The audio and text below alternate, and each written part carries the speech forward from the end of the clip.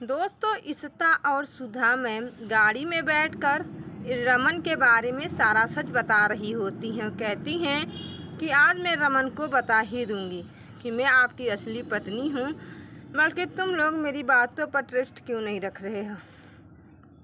इस बात को लेकर बहुत ही ज़्यादा सोच में पड़ जाते हैं। फिर भी सुधा कहती हैं कि नहीं इशिता, तुम ऐसे सच्चाई नहीं बता सकती हो। मेरे पास कुछ बातें, वो बात मुझे किसी के सामने बताना नहीं, बल्कि मैं आपको बता रही हूँ कि आखिर में हकीकत क्या है।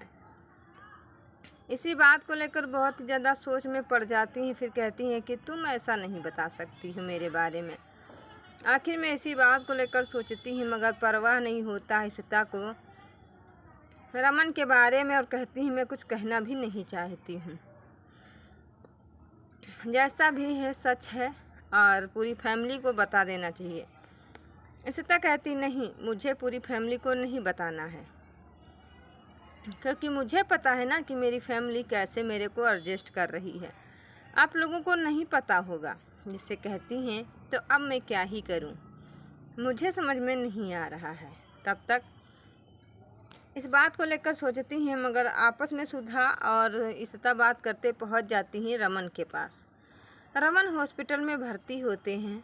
वहां पर कहती हैं कि तुम्हें क्या होश आ गया रमन, मैं आपकी पत्नी इशिता आई हुई हूँ।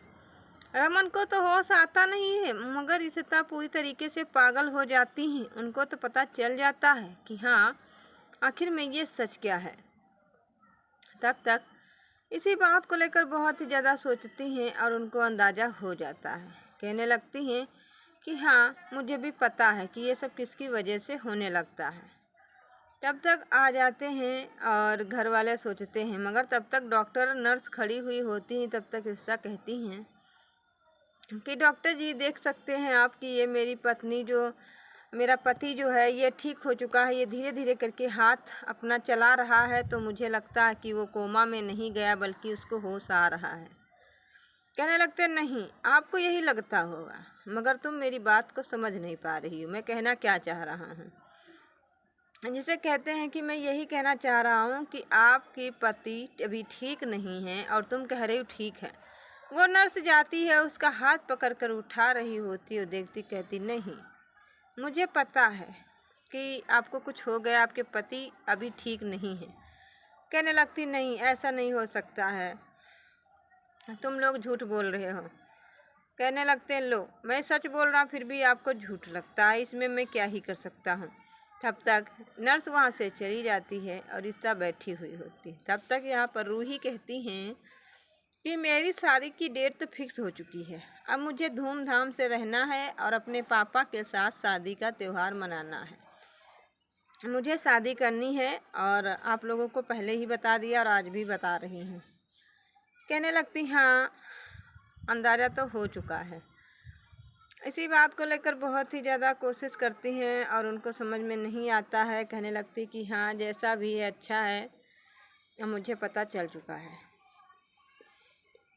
इतना कहते ही बहुत ही ज़्यादा परेशान हो जाते हैं। कहने लगते हैं अब मैं क्या बताऊं, आप लोगों को नहीं समझ में आ रहा है। तब तक करण कहते हैं कि इशिता मैम नहीं आई हैं, आखिर में इशिता माँ कहाँ रह गई हैं, मुझे जल्दी से इशिता को ढूंढना है।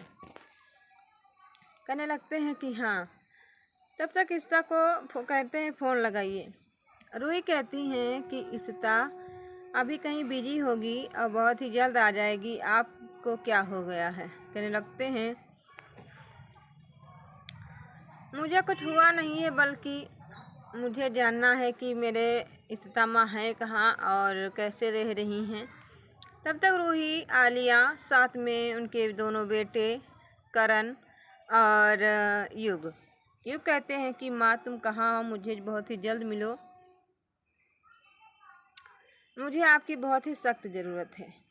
यही बात सुनते ही बहुत ही ज़्यादा सोचने लगते हैं, उनको अंदाज़ा हो जाता है और कहने लगते हैं कि हाँ, तुमने ये सच कहा, जैसा भी है मुझे अंदाज़ा हो चुका है और पता भी चल चुका है। यही बात सुनते ही बहुत ही ज़्यादा रमन खुश हो जाते हैं। इशिता कहती हैं रमन, तुम्हारी बेटी रूही की शादी है, आँखें तो खोलो रमन, मैं आपकी पत्नी इशिता।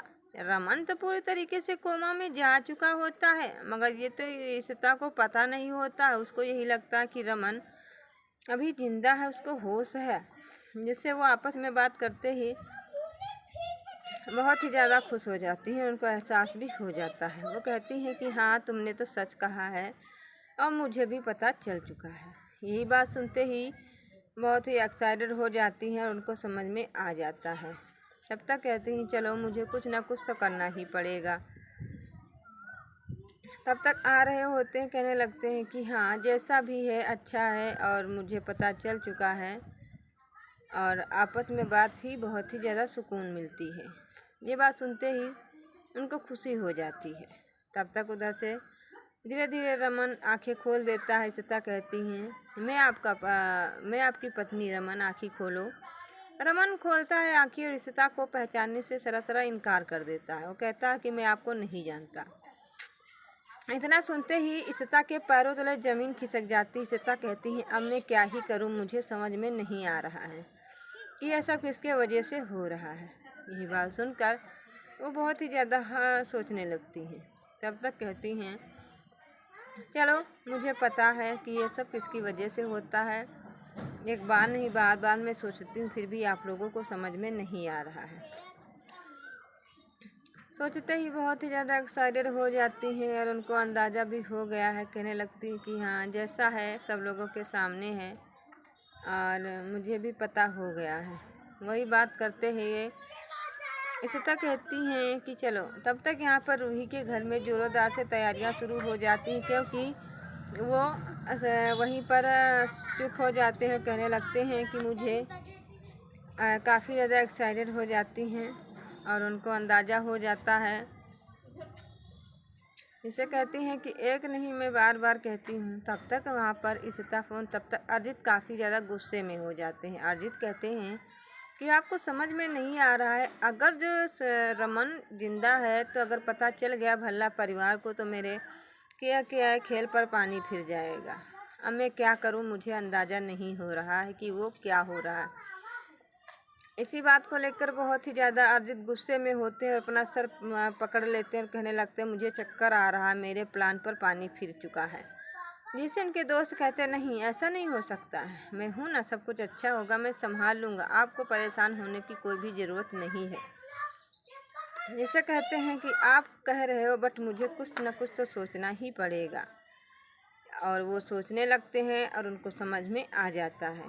तब तक वहीं पर ईशिता अपने रमन को ठीक कराकर अपने भल्ला परिवार में वापस ला रही होती है और कहती हैं कि मैं अब आपके घर आ चुका हूँ। तब तक रमन कहते हैं अपनी माँ को माँ, जिससे ईशिता खुश हो जाती। कहती हैं अब रमन की याददाश्त पूरी तरीके से ठीक हो चुकी है और रमन अब सबको पहचानने लगा है। आखिर में ये असली रमन है तो घर में ये कौन है।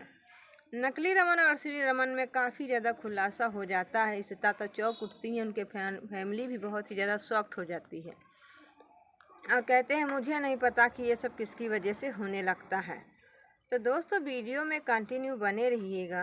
वीडियो हमारी अच्छी लगी तो लाइक कर लीजिएगा। चैनल पर पहली बार आए हैं तो चैनल को फटाफट सब्सक्राइब करके बेल की घंटी जरूर दबा लीजिएगा, ताकि जो भी मैं वीडियो बनाऊं उसकी नोटिफिकेशन आप तक सबसे पहले आए। तो इसी बात को लेकर काफ़ी ज़्यादा सोचने लगती हैं और उन्हें अंदाज़ा भी हो जाता है। वो कहती हैं कि जैसा भी है अच्छा है और आप लोगों की कृपा से मेरा रमन ठीक होकर घर आ चुका है और मुझे पता चल चुका है। वहीं पर सोचकर काफ़ी ज़्यादा खुश नज़र आ रही होती हैं। तो दोस्तों मैं मिलती एक नई वीडियो के साथ, तब के लिए दोस्तों धन्यवाद, bye bye, tata and take care. बहुत ही ज़्यादा सुनकर कहने लगती हैं कि अब मुझे बिल्कुल भी समझ में नहीं आ रहा कि आप लोग क्या ही चाहते हो। ईशिता बहुत ही ज़्यादा परेशान हो जाती हैं और रमन से कहती हैं कि तुम मेरी बात मान लो और मेरे परिवार को एक्सेप्ट कर लो। रमन कहता है मैं नहीं एक्सेप्ट करूँगा, चाहे कितनी बड़ी कोशिश क्यों ना कर लो, क्योंकि मुझे सारा का सारा पता चल चुका है कि तुम लोग नई चाल चलते हो सिर्फ और सिर्फ मुझे फंसाने के लिए। और कहने लगते हैं आपको अंदाज़ा भी नहीं हो रहा है। इसी बात को लेकर बहुत ही ज़्यादा सोचती हैं और आपस में बात करते ही शॉक्ड हो जाती हैं। कहती हैं मुझे समझ में आ चुका कि आप लोग कहना भी क्या चाह रहे हो। इशिका रमन की पूरी सच्चाई छुपा तो लेती हैं भला परिवार को, मगर जब असली रमन बनकर आ जाते जिसके उनके मम्मी के होश उड़ जाते हैं और कहने लगती है मैं क्या ही बताऊं कि तुम लोग कौन सा गेम खेल रहे हो। वीडियो हमारी अच्छी लगी तो चैनल को करें सब्सक्राइब, लाइक, शेयर।